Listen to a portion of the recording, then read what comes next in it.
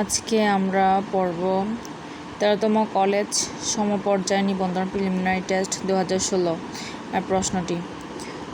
বাংলা ভাষা কোন ভাষা হতে এসেছে? গৌড়ীয় প্রাকৃত। তবে বাংলা ভাষার সবচেয়ে বেশি শব্দ এসেছে সংস্কৃত ভাষা থেকে। বাংলা ভাষা ও অসমীয় ভাষাকে সহোদর ভাষা বলা হয়। কোনটি মৌলিক স্বরধ্বনি? এ। বাংলা ভাষায় মোট 50টি বর্ণমালা আছে, এর মধ্যে স্বরবর্ণ হচ্ছে 11টি, কিন্তু মৌলিক স্বরধ্বনি হচ্ছে 7টি। মৌলিক স্বরধ্বনিগুলো হচ্ছে অ, আ, এ, ই, ও, এ, ও। বাংলা ভাষারীতির কয়টি রূপ? 2টি, একটি হচ্ছে কথ্য, আরেকটি হচ্ছে লেখ্য। ষষ্ঠ এর সন্ধি বিচ্ছেদ কোনটি? ষষ্ প্লাস ত। তৎসম ব্যঞ্জন সন্ধির নিয়ম অনুযায়ী স এর পরে ত থাকলে ত এর স্থলে ট হয়, যেমন ষষ্ প্লাস ত ষষ্ঠ। আবার স এর পরে ত থাকলে ত এর স্থলে ট হয়, যেমন কষ প্লাস ত কষ্ট। নিচের কোনটি যোগরোধ শব্দ? পঙ্কজ। আমরা জানি হচ্ছে সমাস নিষ্পন্ন যে সকল শব্দ বিশেষত্বে ব্যবহৃত হয় সেগুলোকে যোগরোধ শব্দ বলে, যেমন পঙ্কজ। পঙ্কে জন্মে যা। পঙ্ক মানে হচ্ছে কাদায়, কাদায় অনেক কিছু জন্মে, কিন্তু এখানে পঙ্কজ শব্দটি দ্বারা পদ্মফুলকে বোঝানো হয়েছে। আর রাজপুত হচ্ছে এটি সমাস নিষ্পন্ন শব্দ, মানে রাজার পুত্র। এখানে রাজপুত শব্দটি দিয়ে রাজার সন্তানকে না বুঝিয়ে ভারতের একটি উপজাতি রাজপুতকে বোঝানো হয়েছে, তাই এটি যোগরোধ শব্দ। মহাযাত্রা হচ্ছে মহাসমারোহে যাত্রা। মহাসমারোহে যাত্রা অনেক ক্ষেত্রে করা হয়, কিন্তু এখানে মৃত্যুকে বোঝানো হয়েছে, তাই এটি যোগরোধ শব্দ। অদ্য শব্দটি কোন ভাষারীতির উদাহরণ? অদ্য শব্দটি হচ্ছে সাধু ভাষারীতির উদাহরণ। এর চলিত রূপ হচ্ছে আজ। কোনটি অষ্টধ্বনি? অষ্টধ্বনিগুলো হচ্ছে প, ফ, ব, ভ, ম। চন্দ্রের প্রতিশব্দ নয় হচ্ছে সবিতা। সবিতা হচ্ছে সূর্য এর প্রতিশব্দ। কোন বানানটি শুদ্ধ? ময় রসুকার, ময় দীর্ঘকার, মধ্যনের শয়ে র্যাপ রসুকার। মুমূর্ষু বানানটি শুদ্ধ। এইরকম হচ্ছে মুহূর্ত, ময় রসুকার, হয় দীর্ঘকার, তয় র্যাপ। কোনটি তৎপুরুষ সমাস? মধু দিয়ে মাখা, এটি হচ্ছে তৃতীয় তৎপুরুষ সমাস। অন্যদিকে ভালো ও মন্দ, ভালো মন্দ হচ্ছে দ্বন্দ্ব সমাস, যথাসাধ্য সাধ্যকে অতিক্রান্ত না করে, এটি হচ্ছে অব্যয়ভাব সমাস। সত্যি নিষ্ঠা আছে যার, সত্যনিষ্ঠ হচ্ছে বহুব্রীহি সমাস। পাখির নীড়ের মতো চোখ তুলে নাটোরের বনলতা সেন। এখানে নীড় শব্দটি কী অর্থে ব্যবহৃত হয়েছে? আশ্রয়। শুদ্ধ বানান কোনটি? এখানে শুদ্ধ বানান হচ্ছে প্রাণীকুল। প্রাণী শব্দের পরে কুল, বিদ্যা, সম্পদ, তত্ত্ব ইত্যাদি যুক্ত হলে দীর্ঘ ইকারটি হ্রস্ব ইকার হয়, তাই শুদ্ধ বানান হচ্ছে প্রাণীকুল। এইরকম হচ্ছে প্রাণীবিদ্যা। বাকি শব্দগুলোর শুদ্ধ বানান হচ্ছে নিরপরাধ আর দরিদ্রতা বা দারিদ্র্য, সার্থকতা। গোবর গণেশ বাগধারাটির অর্থ হচ্ছে নিরেট মূর্খ। গোবর গণেশ বাগধারাটির অর্থ হচ্ছে নিরেট মূর্খ। অকাল কুষ্মাণ্ড হচ্ছে অকাল কুষ্মাণ্ড আমরা কাঠের ডেকি বাগধারার অর্থ হচ্ছে অপদার্থ। গোফ খেজুরে বাগধারাটির অর্থ হচ্ছে অত্যন্ত অলস। কাঁচা হাত বাগধারাটির অর্থ হচ্ছে অপটু। এগুলো দন্তধ্বনি। দন্তধ্বনি হচ্ছে ত, থ, দ, দ, দন্তন্য। আর কণ্ঠধ্বনি হচ্ছে ক, খ, গ, ঘ, ও। আর অষ্টধ্বনিগুলো হচ্ছে প, ফ, ব, ব, ম। মূর্ধন্যধ্বনি হলো ঠ, ঠ, ড, ড, মূর্ধন্য ন। কোনটি দেশি শব্দ? কুলা। কুলা, ডাব, ডেকি, ছোঙা ইত্যাদি দেশি শব্দ। অন্যদিকে রিক্সা এটি জাপানি শব্দ। চা হচ্ছে চীনা শব্দ। কিতাব আরবি শব্দ। কোনটি ধ্বনি বিপর্যয়ের উদাহরণ? ধ্বনি বিপর্যয়ের উদাহরণ হচ্ছে লাফ, ফাল। লাফ, ফাল একটি ধ্বনি বিপর্যয়ের উদাহরণ। শরীর, শরীর হচ্ছে একটি বিষমীভবনের উদাহরণ। হংস, হাঁস হচ্ছে নাসিক্যভবনের উদাহরণ। দুর্গা, দুর্গা হচ্ছে সমীভবনের উদাহরণ। পতাকা এর সমার্থক শব্দ হচ্ছে কেতন। কেতন, ঝান্ডা, নিশানা ইত্যাদি হচ্ছে পতাকা এর সমার্থক শব্দ। নয়ন শব্দটির সঠিক প্রকৃতি প্রত্যয় হচ্ছে নি প্লাস অন। নি প্লাস অন। এরকম হচ্ছে সি প্লাস অন শয়ন, গম প্লাস অন গমন। বাক্যে বিস্ময়সূচক চিহ্ন থাকলে কতক্ষণ থামতে হয়? 1 সেকেন্ড।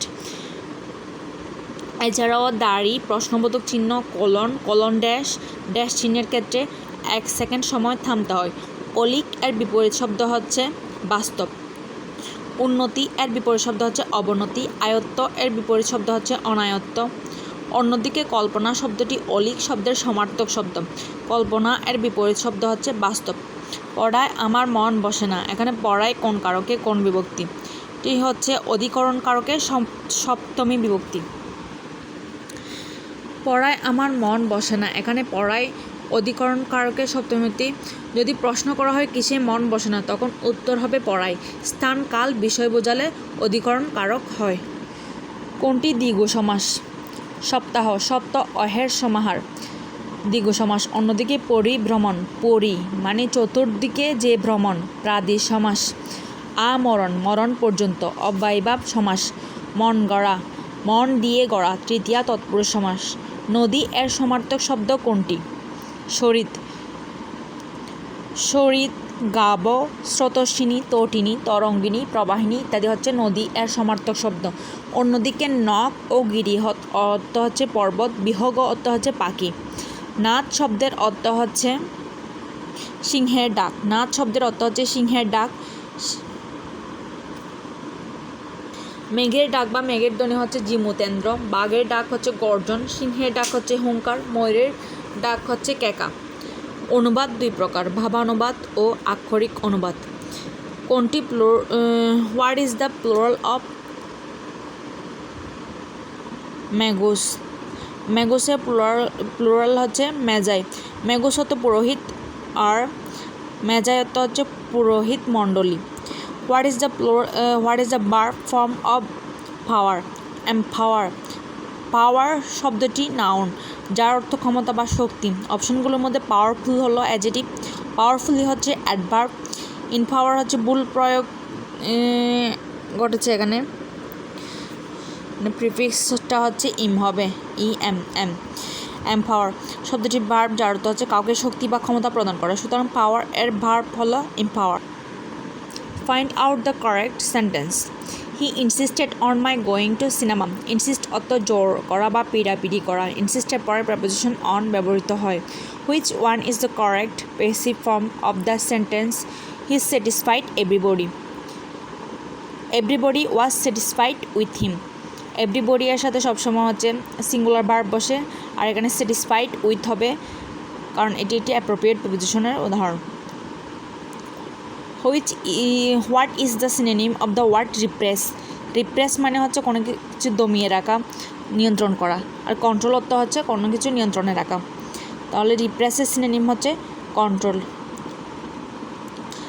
আর এখানে অন্যদিকে রিপ্রেজেন্ট অর্থ হচ্ছে প্রতিনিধিত্ব করা, রিপাবলিশ হচ্ছে পুনরায় প্রকাশ করা, রিপিউট অর্থ হচ্ছে খ্যাতি অর্জন করা। হি talks as though he were a child. Present indefinite tense plus as if as though থাকলে এরপর অংশ পাস্ট ইনডিফিনিট টেন্স হয়, তবে এই ক্ষেত্রে বিভার্ব আসলে সবসময় ওয়ার হবে। What is the antonym of the word compulsory?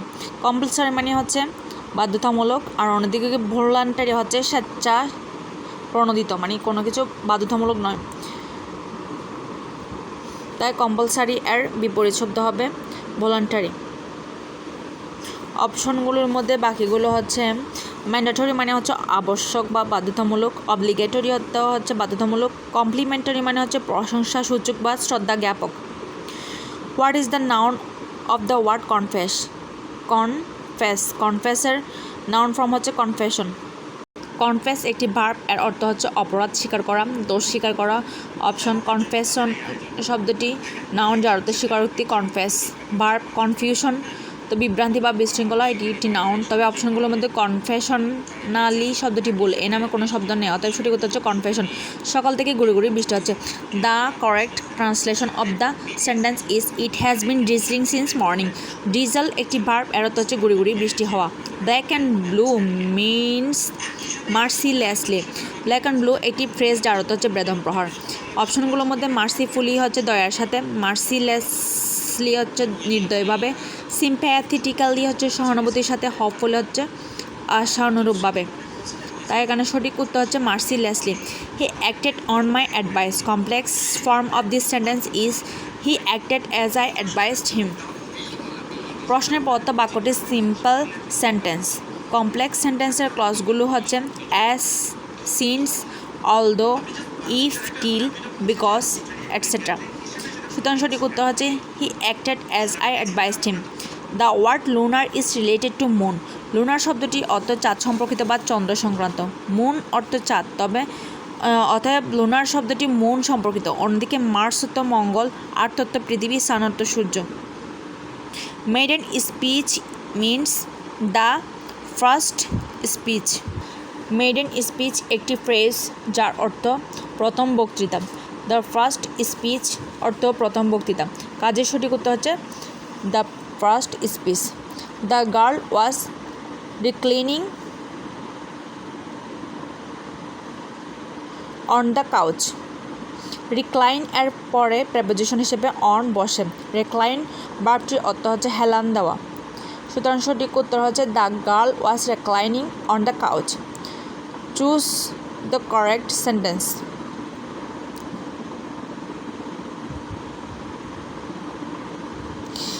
If he works hard, he will succeed. Real conditional এর গঠন অনুযায়ী if plus present indefinite plus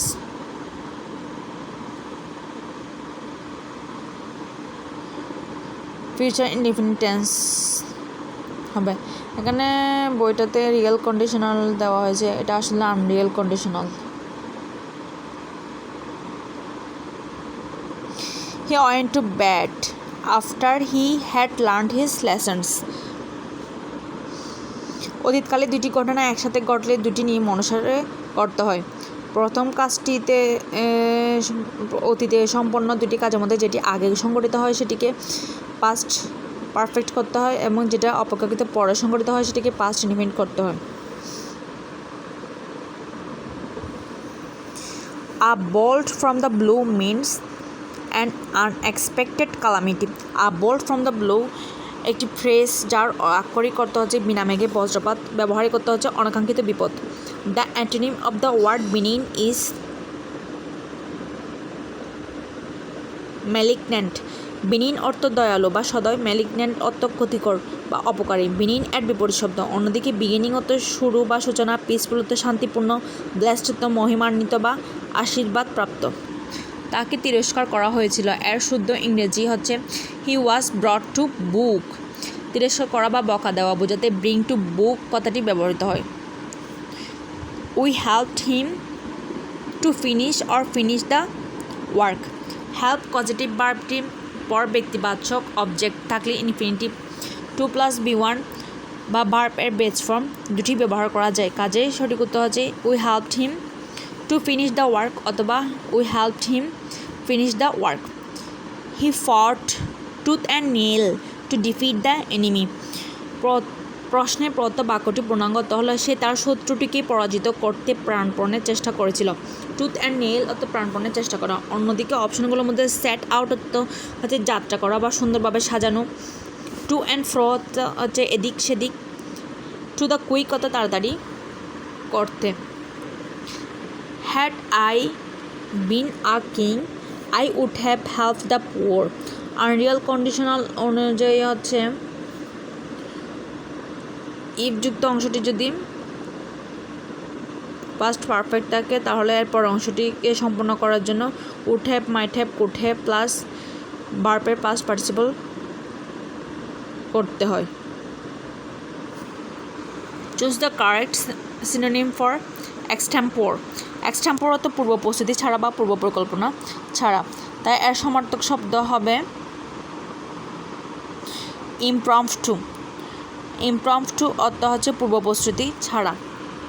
অপশনগুলোর মধ্যে প্ল্যান্ট অর্থ হচ্ছে পরিকল্পনা মাফিক। ইম্প্রোভাইজ অর্থ হচ্ছে উপস্থিত মতো কবিতা বা গান রচনা করা। ইমিডিয়েট অর্থ হচ্ছে অবিলম্বে, মানে when you make a promise you must not go on it. When you make a promise you must not go back on it. Go back on হচ্ছে বরখেলাপ করা।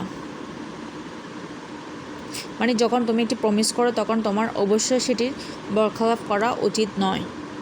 গো বাই অর্থ পরিচিত হওয়া, গো অ্যারাউন্ড অর্থ চারদিকে ঘোরা, গো ব্যাক অন অর্থ বরখেলাপ করা, গো অ্যালং অর্থ মেনে নেওয়া। তো সঠিক উত্তর হচ্ছে when you make a promise you must not go back on it. What type of man is quite the opposite type of supercilious. Supercilious means হচ্ছে অহংকারী, আর অহংকারী এর বিপরীত হতে পারে হচ্ছে অ্যাফেবল। অ্যাফেবল শব্দটি অর্থ হচ্ছে অমায়িক বা বন্ধুত্বসুলভ। অতএব সুপারসিলিয়াস শব্দটি অপোজিট হলো অ্যাফেবল। অন্যদিকে অপশন হাউটি অর্থ অহংকারী, ডিসডেইনফুল অর্থ ঘৃণ্য, উইক্ট অর্থ অসৎ বা দুষ্ট। নেক্সট কোয়েশ্চেনগুলো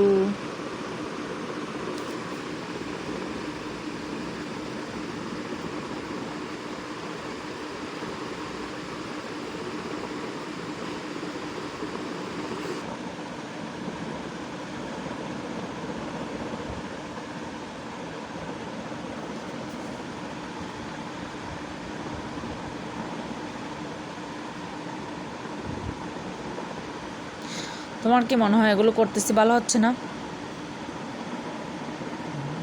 এগুলো করতেছি ভালো হচ্ছে না?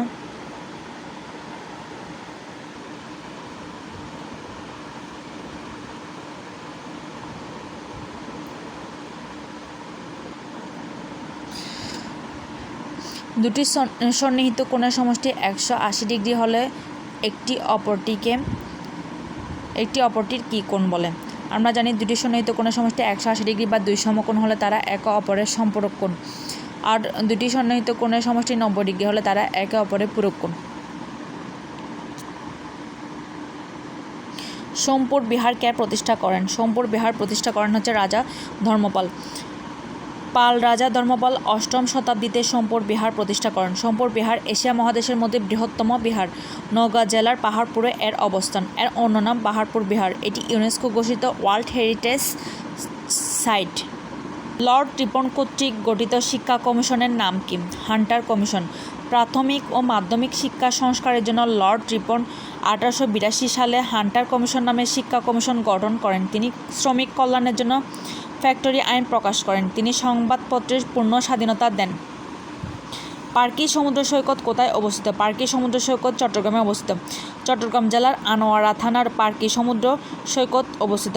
স্থানীয়দের কাছে এটি পার্কির চর নামে পরিচিত। এটি মূলত কর্ণফুলী নদীর মোহনায় অবস্থিত। বাংলা ভাষাকে বাংলাদেশ ব্যতীত যে দেশের রাষ্ট্রভাষা করা হয়েছে? Sierra Leone. পশ্চিম আফ্রিকার দেশ সিয়েরা লিওন অর্থ হচ্ছে সিংহ পর্বত বাংলাকে তাদের অন্যতম রাষ্ট্রভাষা হিসেবে স্বীকৃতি দিয়েছে। সে দেশে কর্মরত বাংলাদেশের শান্তিরক্ষীদের অবদানের কারণে বাংলা ভাষাকে সম্মান জানিয়ে রাষ্ট্রভাষা ঘোষণা করে। সিয়েরা লিওনীদের মূল ভাষা হচ্ছে ইংরেজি। বঙ্গবন্ধু 6 দফা দাবি পেশ করেন কত সালে? 1966 সালে।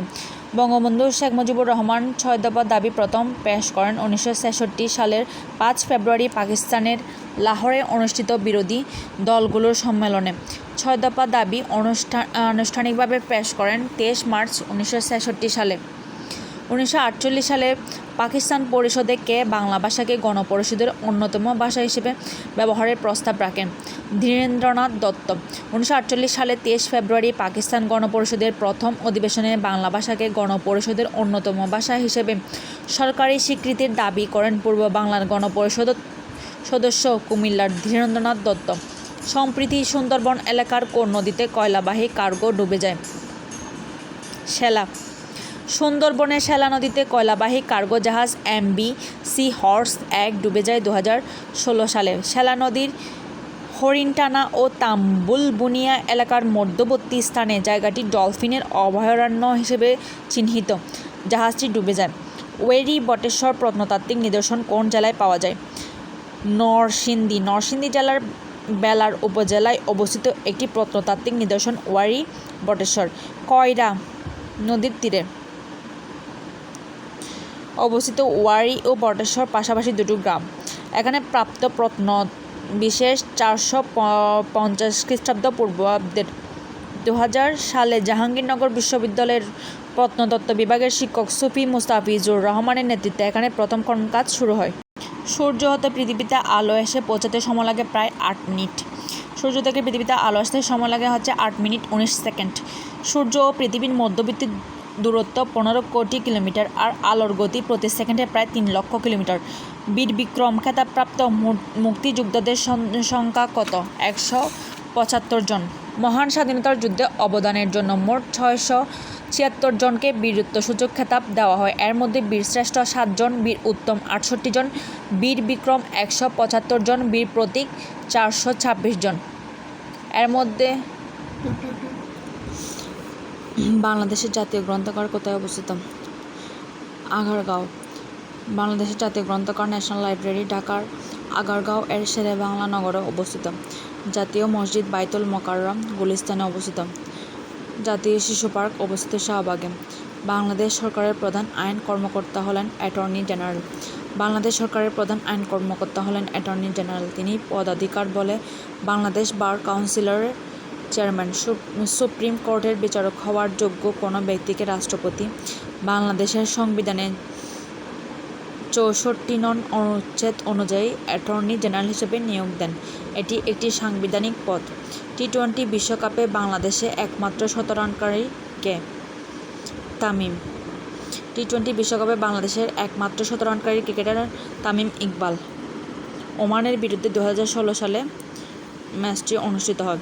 ওয়ানডে বিশ্বকাপে বাংলাদেশের প্রথম শতরানকারী ব্যাটসম্যান হলেন মাহমুদুল্লাহ রিয়াদ।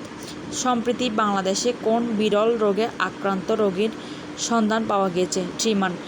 বাংলাদেশের আবুল বাসনাদার নামের খুলনার এক যুবক ট্রিমান নামক এক বিরল রোগে আক্রান্ত হয়েছেন। বিরল এই রোগটি বৃক্ষমানব বেচা হিসেবে পরিচিত। বাংলাদেশের একমাত্র এই রোগে আক্রান্ত ব্যক্তির 2 হাত ও পা বিকৃত হয়ে অনেকটা গাছের শেকড়ের মতো হয়ে গেছে। বাংলাদেশের প্রথম ও একমাত্র ওয়ার্ল্ড ট্রেড সেন্টার কোথায় অবস্থিত? চট্টগ্রাম। বাংলাদেশের প্রথম ও একমাত্র ওয়ার্ল্ড ট্রেড সেন্টার WTC চট্টগ্রামে অবস্থিত। চট্টগ্রাম চেম্বারের নিজস্ব অর্থায়নে 200 কোটি টাকা ব্যয়ে নির্মিত এই বিশ্ব বাণিজ্য কেন্দ্র WTC উদ্বোধন করা হয় 2016 সালে। বঙ্গবন্ধুর আত্মজীবনীমূলক গ্রন্থ অসমাপ্ত আত্মজীবনী সর্বশেষ কোন ভাষায় অনূদিত হয়? অসমাপ্ত আত্মজীবনী সর্বশেষ ভুটানের জোংখা ভাষায় অনূদিত হয় 18 নভেম্বর 2024 সালে। সম্প্রতি নাসায় কর্মরত কোন বাংলাদেশি জ্যোতির্বিজ্ঞানী নতুন 5টি নক্ষত্র আবিষ্কার করেছেন? রুবাব খান। মার্কিন মহাকাশ গবেষণা সংস্থা নাসায় কর্মরত বাংলাদেশি জ্যোতির্বিজ্ঞানী ডক্টর রুবাব খানের নেতৃত্বে একদল নাসা এর গবেষক আবিষ্কার করেছেন 5টি নক্ষত্র। নতুন নক্ষত্রগুলোকে উজ্জ্বলতম নক্ষত্র অ্যাটাকেরিনাই এর যমজ বলা হচ্ছে। বাংলাদেশের প্রথম চায়ের চাষ হয় সিলেটের মালনীছড়ায়। বাংলাদেশের সর্বপ্রথম চা চাষ শুরু হয় 1840 সালে চট্টগ্রাম ক্লাব এলাকায়। আর বাংলাদেশের প্রথম বাণিজ্যিকভাবে চা চাষ শুরু হয় 1854 সালে সিলেটের মালনীছড়ায়। মালনীছড়া চা বাগান দেশের প্রথম চা বাগান। ডাউন সিনড্রোম বলতে বোঝানো হয় গর্ভস্থ শিশুর অপরিণত বিকাশ। ডাউন সিনড্রোম এর একটি বিশেষ ধরনের গ্রোটিক বা জিনগত সমস্যা।